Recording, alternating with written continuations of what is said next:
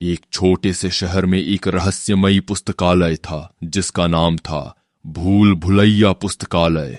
इस पुस्तकालय में एक अजीब सी बात थी कि इसकी किताबें कभी खत्म नहीं होती थीं। जितनी भी किताबें पढ़ी जाती थीं उतनी ही नई किताबें आती जाती थीं। एक दिन एक युवक रोहन ने इस पुस्तकालय में जाने का फैसला किया। वह एक बड़ा सा पाठक था और उसने सुना था कि इस पुस्तकालय में दुनिया की सबसे दुर्लभ और रहस्यमयी किताबें हैं। जब रोहन पुस्तकालय में गया तो उसने देखा कि वहां एक अजीब सी लाइब्रेरियन थी जिसका नाम था मिसेज एक्स। वह बहुत ही रहस्यमयी थी और उसने रोहन को एक विशेष किताब दी जिसका नाम था भूल भुलैया की किताब। रोहन ने उस किताब को पढ़ना शुरू किया और उसने देखा कि उसमें दुनिया के सबसे बड़े रहस्य छुपे हुए थे। लेकिन जैसे ही उसने किताब को पढ़ना जारी रखा उसने महसूस किया कि वह एक भूल भुलैया में फंस गया है। रोहन ने कोशिश की कि वह भूल भुलैया से बाहर निकले, लेकिन वह और भी गहराई में फंसता गया।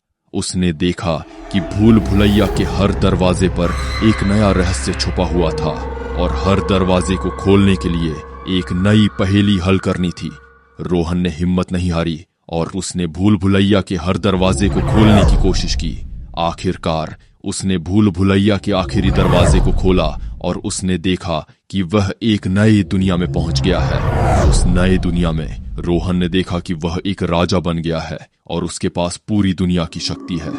लेकिन तभी उसने महसूस किया कि वह एक सपने में है और उसे वापस अपने दुनिया में आना होगा। जब रोहन ने आखिरी बार भूल भुलैया के दरवाजे को बंद किया तो उसने देखा कि मिसेज एक्स उसके सामने खड़ी हैं और मुस्कुरा रही हैं।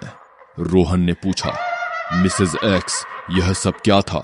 मिसेज एक्स ने कहा, यह एक परीक्षा थी रोहन, तुमने इसे पास कर लिया है और अब तुम दुनिया के सबसे बड़े रहस्य को जानने के लिए तैयार हो। और तभी रोहन के सामने एक और दरवाजा खुल गया जिसमें लिखा था आगे का सफर।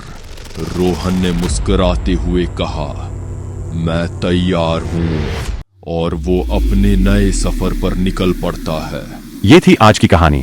कैसी लगी आपको ये कहानी कमेंट करके जरूर बताना और ऐसी ही शिक्षणार्थक और डरावनी कहानी सुनने और देखने के लिए हमारे YouTube चैनल स्पेस बाबा को सब्सक्राइब करें। तो मिलते हैं किसी और कहानी के साथ।